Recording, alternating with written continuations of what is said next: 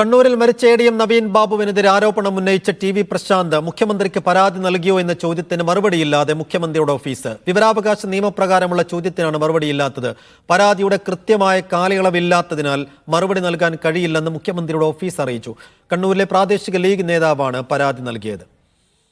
സുനിൽ ഐസക് വിശദാംശങ്ങൾ നൽകും. സുനിൽ, പ്രാദേശിക ലീഗ് നേതാവ് നൽകിയ പരാതിയിൽ മുഖ്യമന്ത്രിയുടെ ഓഫീസിന്റെ മറുപടി എന്താണ്?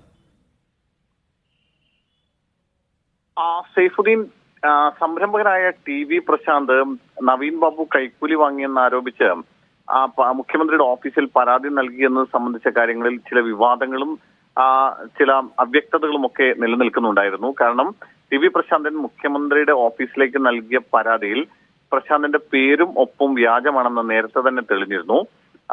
അതിന്റെ പിന്നാലെയാണ് ഇതുമായി ബന്ധപ്പെട്ടുകൊണ്ടൊരു വിവരാവകാശ രേഖ ഇരിക്കൂറിലെ ലീഗിന്റെ പ്രാദേശിക നേതാവ് മുഖ്യമന്ത്രിയുടെ ഓഫീസിൽ നൽകുന്നത്.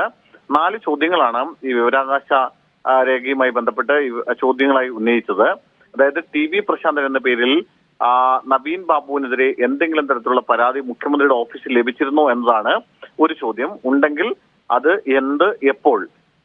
ഇല്ലെങ്കിൽ ഇത്തരം ഒരു പ്രചരണം, ഒരു വാർത്ത പ്രചരിക്കുന്നത് ശ്രദ്ധയിൽപ്പെട്ടിരുന്നോ?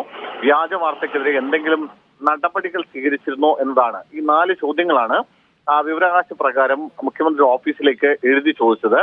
അതിന്റെ മറുപടിയായി നൽകിയിരിക്കുന്നത് ഇങ്ങനെയാണ്. അതായത് മുഖ്യമന്ത്രിക്ക് ഓരോ ദിവസവും നിരവധി പരാതികൾ പൊതുജനങ്ങളിൽ നിന്ന് ലഭിക്കുന്നുണ്ട്.